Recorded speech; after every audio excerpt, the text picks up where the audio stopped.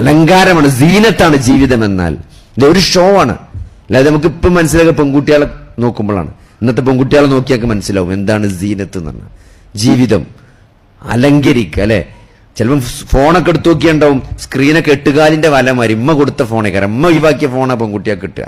വാപ്പ ഒഴിവാക്കിയ ഫോൺ ആദ്യം ഉമ്മാക്കാ കിട്ടുക, പിന്നെ ഉമ്മ ഒഴിവാക്കുന്ന ഫോണാണ് പെൺകുട്ടിയാൽ കിട്ടുക. അതിന്റെ സ്ക്രീനൊക്കെ ചിലപ്പോൾ എട്ടുകാലിന്റെ വലമാരി ഫുള്ള് പൊട്ടിപ്പോയിണ്ടാവും. പക്ഷെ അതിന് നല്ലൊരു കവർ ആമസോണിൽ നിന്ന് വാങ്ങിയിട്ടുണ്ടാവും, നല്ല ചൊറുക്കുള്ളൊരു കവറ് അല്ലേ. ഒരു വാച്ച് കണ്ടാൽ മതി. കഴിഞ്ഞ ദിവസം എൻ്റെ ഒപ്പി നിൽക്കണ കുട്ടിയുണ്ട്, ഭയങ്കര ചൊറുക്കുള്ളൊരു വാച്ചൊക്കെ കിട്ടി വന്നത്, ചുരിദാർക്ക് മാച്ചായ. അവർക്ക് തോന്നിയത് നടക്കൂലെന്ന്. എൻ്റെ മനസ്സ് പറഞ്ഞത് നടക്കൂലെന്ന്. അപ്പൊ ഞാൻ വെറുതെ സമയത്ര ചോദിച്ചു. അപ്പൊ എന്നോട് പറഞ്ഞു ഒരു നടക്കൂലായിരുന്നു.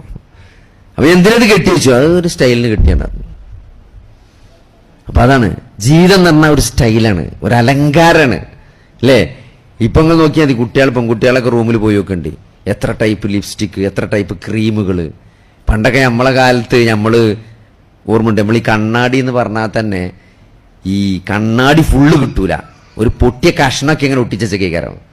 അതിങ്ങനെ കരിമ്പൻ അടിച്ചിട്ട് അതിക്ക് നോക്കിയാൽ കണ്ണാടിന്റെ കുത്താണോ നമ്മളെ മുഖത്തത്തെ കുത്താണോ, അത്രയും ഒരു അങ്ങനത്തെ ഒരു കണ്ണാടിയാണ്. നിങ്ങൾ പോയി നോക്കി, ഇന്നിങ്ങനെ S24ന്റെയും S25ന്റെ ഒക്കെ ക്യാമറ കൊണ്ട് സെൽഫി എടുത്തിട്ട് അത് സൂം ചെയ്തിട്ട് മുഖത്ത് കുത്തുണ്ടോന്നാ നോക്കണത്. ആ കുത്ത് മാറാനാണ് എന്ത് ചെയ്യണത്, കുറെ ക്രീമുകൾ വാരി തേക്കണത്, സൺസ്ക്രീൻ, എന്തൊക്കെയോ ക്രീമുകളാണ് തേക്കണത്. ഏറ്റവും കൂടുതൽ വലിയ ഇൻഡസ്ട്രി ഇന്ന് ലോകത്ത് കോസ്മെറ്റിക് ഇൻഡസ്ട്രിയാണ്. അത്ഭുതമില്ല, അത്രയും ആളുകൾ കോസ്മെറ്റിക്സിൽ ഇൻവെസ്റ്റ് ചെയ്യുന്നുണ്ട് സൗന്ദര്യം കൂട്ടാൻ വേണ്ടിയിട്ട്. അത്രയും പെൺകുട്ടികൾ ബോധവാന്മാരാണ് സൗന്ദര്യത്തെക്കുറിച്ച്. കോസ്മെറ്റിക് ഇൻഡസ്ട്രിയാണ്. ഇങ്ങനെ സൂറത്ത് ഏറ്റവും ഇന്ന് ലോകത്തെ ഏറ്റവും ആളുകൾ ഇൻഫ്ലുവൻസ് ചെയ്യേണ്ട ഒരു സൂറത്ത് ഏതാ വെച്ചാൽ സൂറത്തു നൂറാണ്. ആ പേരിനെ നോക്കി, വെളിച്ചം എന്നാണ് അതിന്റെ അർത്ഥം. ഇന്ന് ലോകത്ത് എല്ലാവർക്കും കിട്ടേണ്ട വെളിച്ചം സൂറത്തു നൂറിലുണ്ട്. എന്താണ് ആണുങ്ങളോട് പറഞ്ഞത്? ആണുങ്ങളോട് പറഞ്ഞ എന്തരോ, നിങ്ങൾ നിങ്ങളുടെ ദൃഷ്ടികളെ താഴ്ത്തണം എന്നാണ്. പെണ്ണിന്റെ ഹൗറത്തിലേക്ക് നോക്കരുത് എന്നാണ്. നോക്കരുതെന്നാണ് സൂറത്തു നൂറിൽ ആണുങ്ങളോടുള്ള പടച്ചവന്റെ ഉപദേശമാണത്. ആണുങ്ങളോടുള്ള ഉപദേശമാണ്, നിങ്ങൾ നിങ്ങളുടെ ദൃഷ്ടികളെ താഴ്ത്തണം. പെണ്ണുങ്ങളോടോ, നിങ്ങൾ കാണിച്ചു കൊടുക്കരുത്. നിങ്ങളുടെ വസ്ത്രങ്ങൾ, നിങ്ങളുടെ മൂടുപടങ്ങൾ നിങ്ങളുടെ മാറിലൂടെ തൂക്കിയിടണം. നിങ്ങൾ ജാഹിലിയത്തിൽ നിങ്ങൾ എന്തെങ്കിലും സൗന്ദര്യം പ്രദർശിപ്പിക്കരുത്, വെളിവാക്കരുത് എന്ന് പെണ്ണുങ്ങളോടും നോക്കരുത് എന്ന് ആണുങ്ങളോടുമാണ് സൂറത്തു നൂറിൽ അള്ളാഹു സുബ്ഹാനഹു വ തആല പറഞ്ഞ ഏറ്റവും വിലപ്പെട്ട ഇന്നത്തെ കാലത്ത് കൊടുക്കേണ്ട രണ്ട് ഉപദേശങ്ങൾ. ഇന്നിപ്പോ ഒരു MLA, നിങ്ങൾ കേട്ടില്ല, ഒരു MLA ആകെ ഡങ്ങറായി നിൽക്കുകയാണ് ഒരു മെസ്സേജ് അയച്ചതിന്റെ പേരിൽ. എന്തുകൊണ്ടാണിത്? അത് മനുഷ്യന്റെ സ്വഭാവമാണ്. സ്ത്രീകളോടുള്ള സ്നേഹം, ഇഷ്ടം മനുഷ്യൻ അള്ളാഹു നൽകിയതാണ്. കുതിരകളോടും, മേൽത്തരം കുതിരകളോടും, സ്വർണത്തോടും, വെള്ളിയോടും, സ്ത്രീകളോടുമുള്ള ദേഷ്യം മനുഷ്യന്റെ അള്ളാഹു ഊട്ടിവെച്ചതാണ്. അത് മനുഷ്യന്റെ പ്രൈമറി വികാരമാണ്. പക്ഷെ അത് ഏറ്റവും ശരിയായ രൂപത്തിൽ എങ്ങനെ വിനിയോഗിക്കണമെന്ന് ഇസ്ലാം പഠിപ്പിച്ചിട്ടുണ്ട്. ഹായ് എന്ന് വിട്ടു, പിന്നെന്തൊക്കെ തിരിച്ചു വന്നു, അങ്ങോട്ടായി വിട്ടു, ഇങ്ങോട്ടാ നാട്ടുകാർ മൊത്തപ്പോൾ ചർച്ച ചെയ്യാൻ ഓലെന്തൊക്കെ മെസ്സേജ് അയച്ചത്. എന്തൊരു ഗതികേടാണ് നോക്കി നിങ്ങൾ. എത്ര കൃത്യമായിട്ടാണ് അല്ലാഹു സുബ്ഹാനഹു വ തആല പറഞ്ഞത് അല്ലേ. ആണും പെണ്ണും ഒരു എന്താണ് ചാറ്റ് ചെയ്യാൻ പാടില്ല, സൗന്ദര്യം പ്രദർശിപ്പിക്കാൻ പാടില്ല, ഒറ്റക്കാകാൻ പാടില്ല, മൂന്നാമൻ പിശാചായിരിക്കും എന്നാണ്. അന്യ സ്ത്രീ പുരുഷന്മാർ മിങ്കിൾ ചെയ്യാൻ പാടില്ല, ഒറ്റക്കാകാൻ പാടില്ല. അതൊക്കെ ഏതോ 7ാം നൂറ്റാണ്ടിലെ എന്തോ കാടൻ നിയമങ്ങളാണെന്നാണ് ആൾക്കാർ പറയുന്നത്. എന്നാ പിന്നെ കൂടിയിരുന്നിട്ട് മെസ്സേജ് അയച്ചാൽ പിന്നെ അത് കാടത്തരല്ലേ. അത് മാത്രമേ അത് ഇവർക്ക് സഹിക്കാൻ പറ്റണില്ല. മെസ്സേജ് അയക്കണീന് കുഴപ്പമില്ല, കൂടിയിരിക്കണീന് കുഴപ്പമില്ല, പിന്നെ ഇതൊക്കെ സംഭവിക്കൂലേ. കാരണം പിശാചല്ലേ പിന്നെ ഇടപെടുന്നത്. പിന്നെ അതിന് മാത്രം ഇങ്ങനെ ആൾക്കാർ ബേജാറാണെന്തിനാണ്? ഇതെല്ലാം പറ്റുന്നു, അത് മാത്രം പറ്റൂലെന്ന്. ഇസ്ലാം കൃത്യമായിട്ട് എല്ലാത്തിനും എന്ത് ചെയ്തിട്ടുണ്ട്? കൃത്യമായിട്ട് അതിന്റെ ഹക്കും ബാത്തിലും വേർതിരിച്ചിട്ടുണ്ട് അല്ലേ. അപ്പൊ അതുകൊണ്ട് തന്നെ ഈ വിശുദ്ധ ഖുർആൻ ഇഹലോക ജീവിതത്തെക്കുറിച്ച് ഏറ്റവും സുന്ദരമായിട്ട്, ജീവിതത്തിന്റെ ഓരോ ഘട്ടങ്ങളിലൂടെ മനുഷ്യൻ കടന്നു പോകുന്ന, അത് കളിയാണ്, വിനോദമാണ്, അത് അലങ്കാരമാണ്. അടുത്തങ്ങൾ നോക്കി, അടുത്തെന്താണ്? വതഫാഖുറും ബൈനക്കും, അത് നിങ്ങൾക്കിടയിലുള്ള വീമ്പ് പറച്ചിലാണ്, ഫഖർ നടിക്കലാണ് അല്ലെ. ഒരു സ്റ്റേജ് കഴിഞ്ഞാൽ പിന്നെ അതാണ്, പിന്നെ എന്റെ കാർ, എന്റെ വീട്. എന്താപ്പം വീട് പൊളിച്ചത്? ഒന്നുമില്ല. എന്താണ് ഭാര്യന്റെ അനിയത്തിന്റെ ഭർത്താവ്, നിങ്ങളുടെ നാട്ടിൽ എന്താ പറയക്കല്ല, നമ്മുടെ ഇളച്ചെന്നാ പറയാ. ഇളച്ചൻ നല്ല വീട് വെച്ചാണ്, അപ്പൊ പിന്നെ നമ്മളെ വീട് മോശമാക്കാൻ പാടില്ല. നമ്മളെ വീടും ഇളച്ചൻ പുതിയ വണ്ടി വാങ്ങിയിട്ടുണ്ട്, ഭാര്യന്റെ അനിയത്തിയ ജ്യേഷ്ഠത്തിന്റെ ഭർത്താവ് എന്ത് ചെയ്യുന്നത്, നല്ലൊരു കാർ എടുത്തിട്ടുണ്ട്. അപ്പൊ നമ്മളെ കാറും മാറ്റണം. നമ്മളെ കാറിന് പ്രത്യേകിച്ച് കുഴപ്പമൊന്നുമില്ല, പക്ഷേ ഓലിപ്പോ പുതിയ കാറ് ഓട്ടോമാറ്റിക് ഇലക്ട്രിക്കലൊക്കെ വാങ്ങിയാണ്. അപ്പൊ നമ്മളൊന്ന് വാങ്ങണം. ഓരോ വീടൊന്ന് റെഡിയാക്കിയാണ് പുതുക്കി പണിയണം. അപ്പൊ നമ്മളും പുതുക്കി പണിയണം, അല്ലെങ്കിൽ നമ്മളും പുതിയ വീട് വെക്കണം. സഹോദരങ്ങളെ, ഇതൊരു ഫഖ്റാണ് ജീവിതം എന്നത്. വതഫാഖുറും ബൈനക്കും, നിങ്ങൾക്കിടയിലുള്ള ഫഖ്ർ നടിക്കലാണ്. പിന്നെ അടുത്ത സ്റ്റേജ് ഈ വയസ്സന്മാര് ചർച്ച കാണുമ്പോഴാണ് പടച്ചോമൻ എത്ര കൃത്യാണ്. വതകാസുറും ഫിൽ അംവാലി വൽ ഔലാദ്. ആ ഒരു സ്റ്റേജ് കുറച്ചും കൂടി കഴിഞ്ഞ് ഒന്നും കൂടി ഒരു പ്രായമായി കഴിഞ്ഞാല് അത് സ്വത്തുക്കളിലും സന്താനങ്ങളിലുമുള്ള തക്കാസുർ നടിക്കലാണ്, പെരുമ നടിക്കലാണ്. അല്ലേ? എന്താ വർത്താനം എന്ന് ചോദിച്ചാല് അൽഹംദുലില്ലാ എന്ന് പറഞ്ഞാൽ മതി. പക്ഷേ ചില ആൾക്കാർ പറഞ്ഞിട്ടാണ് ഒരു എസ് ചെയ്താണ്ടാവും. മൂത്ത മോൻ അമേരിക്കയിൽ, രണ്ടാമത്തോൻ ഖത്തറിൽ, ഓൻ അവിടെ അങ്ങനെ ജോലി, ഇവിടെ ജോലി. അല്ലേ? മൂന്നാമത്തോല് IIT പഠിക്കണ്, നാലാമത്തോല് ജിപ്മറിൽ പഠിക്കണ്, അഞ്ചാമത്തോള് പാലേ കൊണ്ടേ ചേർത്തിക്കണ്. ഇനി അടുത്തൊല്ലം ഒരിക്കും IIT കിട്ടുന്നു, അല്ലെങ്കിൽ MBBS കിട്ടുന്ന അതിനർത്ഥം. അതെന്താണ്? അതന്നെയാണ് ഈ സ്വത്തുക്കളിലും സന്താനങ്ങളിലും പെരുമ നടിക്കുക എന്ന് പറഞ്ഞാല്. അത് പറയാൻ ഭയങ്കര ആവേശമാണ്. അതൊരു ബോസ്റ്റിംഗ് തന്നെയാണ്. അല്ലെ? അവിടെ സ്ഥലമുണ്ട്, ഇവിടെ സ്ഥലമുണ്ട്, അവിടെ ഒരു 10 സെന്റ് സ്ഥലമുണ്ട്, അവിടെ ഒരു ഫാം ഉണ്ട്, മറ്റുണ്ട്, കാര്യമായിട്ട് വരുമാനമൊന്നുമില്ല, അങ്ങനെ അങ്ങനെ അങ്ങനെ പറയാണ്. അതന്നെയാണ് ജീവിതം. നിങ്ങൾ അറിയണം, അത് തന്നെയാണ് ജീവിതം. എന്നിട്ടോ പിന്നെ പടച്ചോൻ പറയാണ് കമസലി ഓയിസിന്, ഒരു മഴ പോലെയാണത്. ഓയിസ് പോലെ. മഴക്ക് കുറേ വാക്കുകളുണ്ട് അറബിയിൽ, പക്ഷേ അള്ളാഹ് ഇവിടെ പ്രയോഗിച്ച ഓയിസ് എന്നുള്ള വാക്കാണ്. ഒരു പാകമായ മഴ. ഒരു കർഷകനെ സംബന്ധിച്ചിടത്തോളം മഴ എന്ന് പറയുമ്പം ഒരു പാകമായ മഴയാകണം. അല്ലെ? അത് കുറഞ്ഞാലും പ്രശ്നമാണ്, കൂടിയാലും പ്രശ്നമാണ്. അപ്പൊ തന്റെ ആ ചെടികളൊക്കെ വിത്തുകളൊക്കെ മുളച്ച് നന്നായിട്ട് കായ്ക്കാനുള്ള പാകത്തിലുള്ള ഒരു മഴ പോലെയാണ് ഈ ദുനിയാവ്. എന്താ ഒരു കർഷകന്റെ ജീവിതത്തിൽ ഏറ്റവും വലിയ സന്തോഷം എന്ന് പറയുന്നത് സത്യത്തിൽ വിളവെടുപ്പാണ്. ഇപ്പൊ ഒരു നേന്ത്രപ്പഴം കൃഷി ചെയ്യുന്ന ഒരാളെ സംബന്ധിച്ചിടത്തോളം അയാൾ ആ കൃഷി പ്ലാൻ ചെയ്യുമ്പം തന്നെ ഏറ്റവും നല്ല വില കിട്ടുന്ന സമയത്ത് നമ്മളെ സാധനം മാർക്കറ്റിൽ ഇറങ്ങണം. അല്ലെ? നമ്മളെ നാട്ടിൽ ഏറ്റവും കൂടുതൽ വില കിട്ടിയപ്പോഴാണ് ഓണത്തിനാണ്. ഓണത്തിന്റെ സമയത്ത് നമ്മളെ വാഴക്കൃഷി പാകമായിട്ട് കൊല മാർക്കറ്റിലേക്ക് എത്തിയാലാണ് നമ്മളെ വിളക്ക് ഏറ്റവും കൂടുതൽ വില കിട്ടുക. ആ സമയത്ത് വിളവെടുക്കണമെങ്കിൽ എന്ന് കൃഷി ചെയ്യണം നമ്മൾ തീരുമാനിച്ച് അന്ന് മണ്ണ് റെഡിയാക്കി ഏറ്റവും നല്ല വിത്ത് ഇടുന്ന കിട്ടുവെച്ചാൽ അവിടുന്ന് ബൾക്കായിട്ട് പർച്ചേസ് ചെയ്ത് റെഡിയാക്കി സെറ്റ് ചെയ്ത് അങ്ങനെ നിങ്ങളത് വളർത്തി അത് പാകമായി വിളവെടുക്കുന്ന ഒരു ദിവസമുണ്ട്. അന്ന് ആ ലോഡ് കയറ്റി പോണം. അന്നാണ് അയാളുടെ ജീവിതത്തിൽ ഏറ്റവും സന്തോഷം ഉണ്ടാകുക. കാരണം ഈ എടുത്ത എഫർട്ടിനൊക്കെയുള്ള കൂലി അല്ലെങ്കിൽ ആ സന്തോഷം അയാൾ അനുഭവിക്കുന്നത് അന്നാണ്. പക്ഷെ അല്ലാഹു സുബ്ഹാനഹു വ തആല ഈ കൃഷിയെ പറ്റിയൊക്കെ പറഞ്ഞിട്ട് അതിന്റെ വിളവെടുപ്പിനെ കുറിച്ച് പറയുന്നേ ഇല്ല. വിശുദ്ധ ഖുർആന്റെ പ്രത്യേകത തന്നെ, നിങ്ങൾ ഓരോ സമയത്ത് ഖുർആൻ ഓതുമ്പോഴും ഒരേ ആയത്ത് എത്ര തവണ നിങ്ങൾ ഓതിയാലും ആ ആയത്ത് കൂടുതൽ കൂടുതൽ ആശയങ്ങൾ നമുക്ക് നൽകും. എത്രത്തോളം നിങ്ങൾ അതിനെപ്പറ്റി ചിന്തിക്കുന്നുണ്ടോ അത്രയും ആശയങ്ങൾ ആ ഖുർആൻ നമുക്ക് നൽകുന്നതാണ്. അഫലാ യതദബ്ബറൂനൽ ഖുർആന, നിങ്ങൾ ഖുർആനെ പറ്റി ഉറ്റാലോചിക്കുന്നില്ലേ എന്നാ അള്ളാഹ് ചോദിക്കുന്നത്. ഖുർആൻ ഇങ്ങനെ ഓതല്ല, നിങ്ങൾ ഖുർആൻ ഓതുന്നില്ലേ എന്നല്ല ചോദിച്ചത്. നിങ്ങൾ ഖുർആനെ പറ്റി ഉറ്റാലോചിക്കുന്നില്ലേ, ആലോചിക്കുന്നില്ലേ എന്ന് പോലല്ല ചോദിച്ചത്. അറബിയിൽ ഫഅല എന്ന് പറഞ്ഞാല് പ്രവർത്തിച്ചു എന്നാണ്. പ്രവർത്തിച്ചു, ഫഅല വസൻ എന്നാണ് അതിന്റെ പറയാ. തഫഅല എന്ന് പറഞ്ഞാല് മെനക്കെട്ടു എന്നാണ്. അതായത് കുറച്ച് എടങ്ങേറോടുകൂടി പ്രവർത്തിക്കണീനാണ് അറബിയിൽ തഫഅല എന്ന് പറയാ.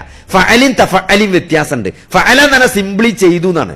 തഫഅല എന്ന് പറഞ്ഞാൽ മെനക്കെട്ടു എന്നാണ്. അത് കുറച്ച് കഷ്ടപ്പെട്ട് ചെയ്തതിനാണ് തഫഅല പറയാ. അപ്പൊ തഫഅല വസിൽ അതേ രൂപത്തിൽ വരുന്ന എല്ലാ വാക്കിനും ഒരു മശക്കത്ത് ഉണ്ടാവും, അതില് ഒരു എടങ്ങേറോട് കൂടിയിട്ടാണ് നടക്കുക.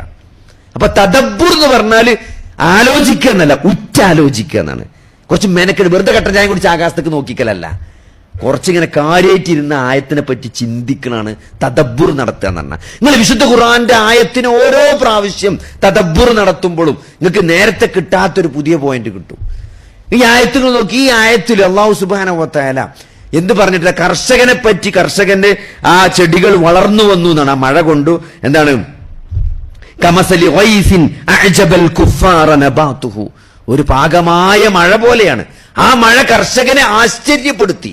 കാരണം അവന്റെ ചെടികളൊക്കെ അങ്ങോട്ട് വളർന്ന് ആ വിത്തുകൾ മുളച്ച് നല്ല ഉഷാറായിട്ട് കായ്ച്ചു വന്നു എന്നാണ്. എന്നിട്ട് വിളവെടുപ്പിനെ പറ്റി പടച്ചോൻ പറയില്ല. സുമ്മ യഹീജു ഫതറാഹു മുസ്ഫറ, അതങ്ങോട്ട് നുരുമ്പിച്ച് നശിച്ച് വൈക്കോലായി എന്നാ പറഞ്ഞത്. അതിന്റെ വിളവെടുപ്പിനെ പറ്റി പടച്ചോൻ കാപ്പാൻ മുണ്ടിയിട്ടില്ല, സൈലന്റ് ആണ്.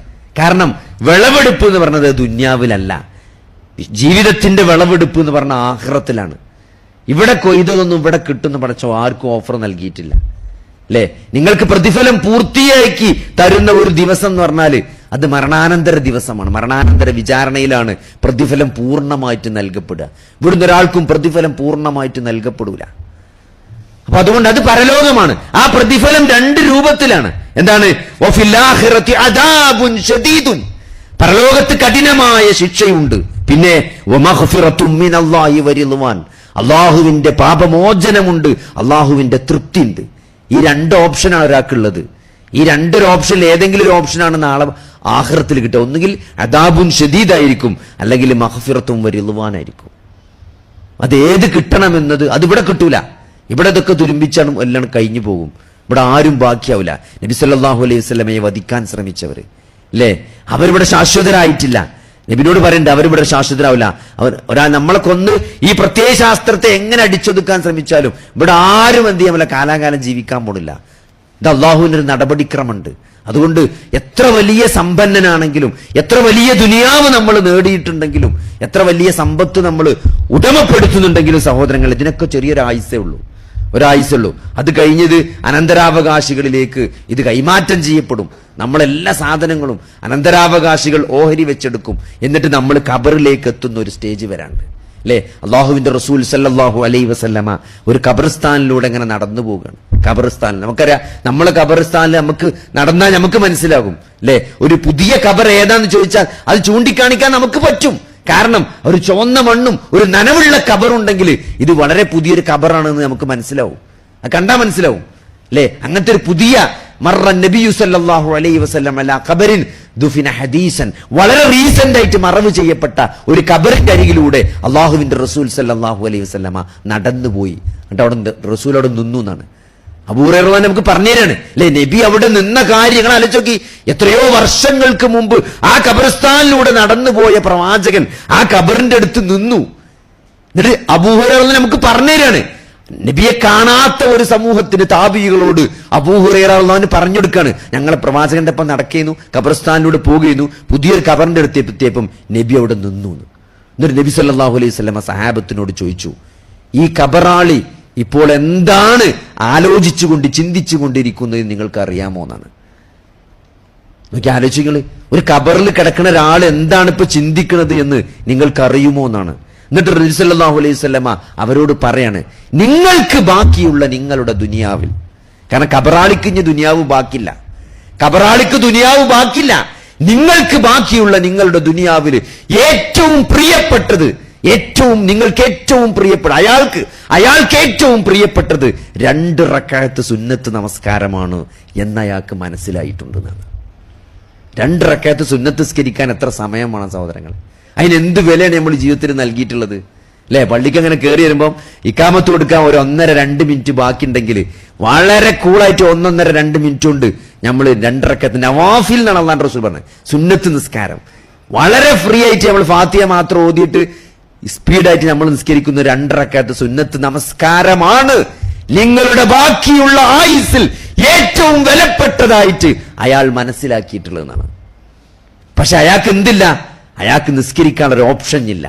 അയാൾക്കൊരു സുബ്ഹാനല്ലാഹ് ചെല്ലാൻ, അധികം ചെല്ലാനുള്ള ഓപ്ഷൻ ഇല്ല. അയാൾ ഖബറിൽ ലോക്കാണ്. അയാളുടെ കർമ്മരേഖ സീല് വെച്ച് കിടക്കാണ്. അതിലാകെ എന്തുള്ളൂ, മക്കൾ വല്ലതും പ്രാർത്ഥിച്ചാലും എന്തെങ്കിലും മക്കൾ വല്ലതും ചെയ്താലേ അയാൾക്ക് കിട്ടുള്ളൂ. പിന്നെ അയാൾ വല്ല ജാരിയത്തായ വല്ലതും ഈ ദുനിയാവിൽ ബാക്കി വെച്ച് പോയിട്ടുണ്ടെങ്കിൽ അതും അയാളെ ഖബറിലേക്ക് വന്നു ചേരും. വല്ല എത്തീങ്ങാനൊക്കെ വല്ല പള്ളി ഉണ്ടാക്കിയതോ മദ്രസ ഉണ്ടാക്കിയതോ, അയാൾ എന്തെങ്കിലും നിലനിൽക്കുന്ന വല്ല സംരംഭങ്ങളും നാട്ടിലുണ്ടാക്കിയിട്ടുണ്ടെങ്കിൽ അതിന്റെ പ്രതിഫലം കൃത്യമായി ഖബറിലേക്ക് വരും.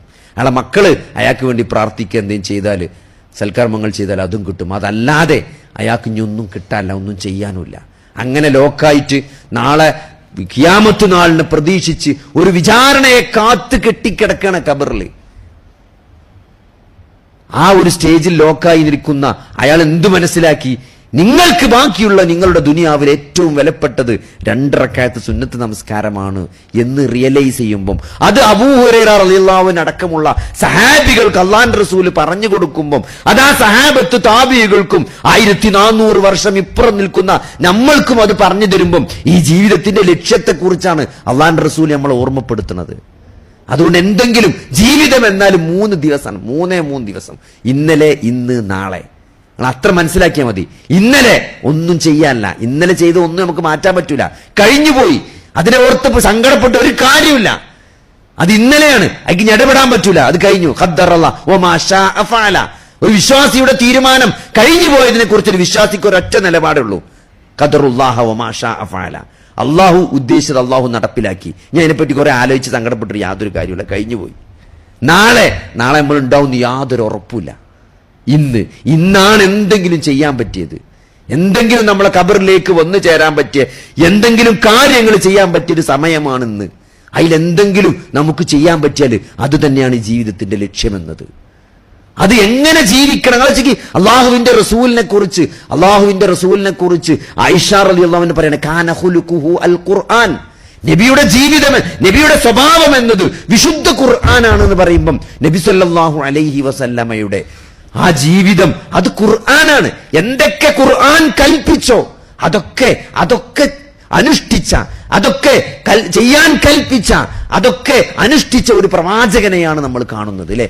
നബിന്റെ നിസ്കാരം എടുത്തു നോക്കി, നബിന്റെ സ്വതക്ക എടുത്തു നോക്കി, എല്ലാ കാര്യവും ഒക്കെ ഏറ്റവും ടോപ്പാണ്, അല്ലെ? അത്രയും ദരിദ്രനായ നബി സല്ലല്ലാഹു അലൈഹി വസല്ലമ വീശിയടിക്കുന്ന കാറ്റിനെ പോലെ ദാനധർമ്മങ്ങൾ ചെയ്തു എന്ന് പറയുമ്പോൾ, കിട്ടുന്നതൊക്കെ സ്വതക്ക കൊടുത്തു എന്ന് പറയുമ്പോൾ, ആ പ്രവാചകന്റെ ഔദാര്യത്രയങ്ങൾ നോക്കി, അല്ലെ? ആ പ്രവാചകനെ ഉപദ്രവിച്ചവർക്ക് മാപ്പ് കൊടുത്തു എന്ന് പറഞ്ഞപ്പം ആ പ്രവാചകന്റെ സ്വഭാവം വഇന്നക ലഅലാ ഖുലുഖിൻ അളീം. സൂറത്തു എന്താണ് കലമിൽ അള്ളാഹിനെ കുറിച്ച്, നബിനെ കുറിച്ച് പടച്ചോൻ പറഞ്ഞാണ് എന്ത്? നബിന്റെ സ്വഭാവത്തെ കുറിച്ച് ഏറ്റവും നല്ല സ്വഭാവത്തിന്റെ ഉടമയാണ് പ്രവാചകരെ താങ്കൾ എന്ന് സർട്ടിഫിക്കറ്റ് കൊടുക്കുകയാണ്. മക്കം ഫത്തഹിന്റെ അന്ന് നബി സല്ലല്ലാഹു അലൈഹി വസല്ലമ സർവ്വസന്നാഹങ്ങളുമായിട്ട് മക്കയിലേക്ക് വരികയാണ്. ആരാണ് മക്കക്കാർ? നബിയെ ദ്രോഹിച്ചവരാണ്, നബിയെ ഉപദ്രവിച്ചവരാണ്, നബിയെ കല്ലെടുത്തെറിഞ്ഞവരാണ്, നബിയെ നമസ്കരിച്ചപ്പോ ഒട്ടകത്തിന്റെ കുടൽമാല പുറത്ത് കഴുത്തിലിട്ടവരാണ്, നബിയെ എല്ലാ തരത്തിൽ കൊല്ലാൻ ശ്രമിച്ചവരാണ്, അല്ലെ? നമുക്കറിയാം ഊരിപ്പിടിച്ച വാളുമായി മുഹമ്മദിന്റെ തലെടുക്കാൻ വേണ്ടി ആളുകൾ നടക്കുമ്പം ആ സൗർ ഗുഹന്റെ ഉള്ളിൽ അബൂബക്കർ സിദ്ദീഖ് റളിയല്ലാഹു അൻഹു പേടിച്ചിരിക്കുന്നതും ലാ തഹ്സൻ ഇന്നല്ലാഹ മഅന എന്ന സൂറത്ത് ആയത്തിറങ്ങിയതൊക്കെ നമ്മൾ വിശുദ്ധ ഖുർആനിൽ വായിച്ചതാണ്. അങ്ങനെ നബി സല്ലല്ലാഹു അലൈഹി വസല്ലമയെ ഉപദ്രവിച്ച ആ ആളുകൾക്ക്, സ്വന്തം നാട്ടിൽ നിന്ന് പുറത്താക്കിയവർക്ക് നബി സല്ലല്ലാഹു അലൈഹി വസല്ലമ സർവ്വസന്നാഹങ്ങളുമായിട്ട് എല്ലാത്തിനും കഴിവുണ്ടായി. ഒന്നാജ്ഞാപിച്ചാൽ അത് ചെയ്യാനുള്ള സർവ്വസന്നാഹങ്ങൾ ഉണ്ടായിട്ട് അള്ളാഹുവിന്റെ റസൂൽ എന്താണ്? ഇന്ന് പ്രതികാരമില്ല എന്നാണ് മക്കക്കാരെ പറഞ്ഞാൽ, ഇന്ന് നിങ്ങൾക്ക് മാപ്പ് തന്നിരിക്കുന്നു എന്നാണ്. ആർക്ക് കൊടുക്കാൻ പറ്റും സഹോദരങ്ങളെ? ഉപദ്രവിച്ചവരോട്, കല്ലെറിഞ്ഞവരോട്, പരിഹസിച്ചവരോട്, കൊല്ലാൻ ശ്രമിച്ചവരോട് അവർക്ക് മുഴുവൻ മാപ്പ് നൽകിയേക്കാണ്, അല്ലെ? സൂറത്ത് യൂസുഫ് അവതരിച്ചപ്പോഴാണ് നബി സല്ലല്ലാഹു അലൈഹി വസല്ലമക്ക് ഏറ്റവും ഇടങ്ങേറുണ്ടായപ്പോഴാണ് സൂറത്ത് യൂസുഫ് അവതരിച്ചത്. സൂറത്ത് യൂസുഫ് നബി സല്ലല്ലാഹു അലൈഹി വസല്ലം അവതരിച്ച കാലഘട്ടം എടുത്ത് പരിശോധിച്ചാൽ മതി. ഖദീജ ബീവിയുടെ വഫാത്ത് സംഭവിച്ച കാലത്താണ്. അബൂ താലിബ് മരണപ്പെട്ടപ്പോഴാണ്, അല്ലെ? 42 വർഷം നബിയുടെ താങ്ങായി തണലായി നിന്ന അബൂ താലിബ് മുസ്ലിം അല്ലാതെ മരിച്ചു പോകണ്. നിങ്ങൾ ആലോചിക്കണം, 42 വർഷം ആ പ്രവാചകനെ സംരക്ഷിച്ച മനുഷ്യൻ, പ്രവാചകന്റെ ബന്ധു, മൂത്താപ്പ മുസ്ലിം അല്ലാതെ മരിച്ചു പോവുക. നബി കയ്യിലും നോക്കി ലാ ഇലാഹ ഇല്ലല്ലാഹ് പറയാൻ വേണ്ടിയിട്ട്, പക്ഷെ പറഞ്ഞില്ല.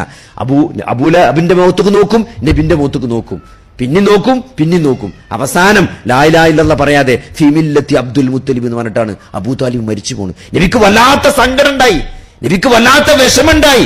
ആയത്തിറങ്ങി, അള്ളാഹു ആയത്തിറക്കി, ഇന്നക ലാ തഹ്ദി മൻ അഹ്ബബ്ത. പ്രവാചകരെ, താങ്കൾ ഇഷ്ടപ്പെട്ട ആളുകളെ ഹിദായത്തിലാക്കാൻ താങ്കൾക്ക് കഴിയുകയില്ല എന്നാണ്.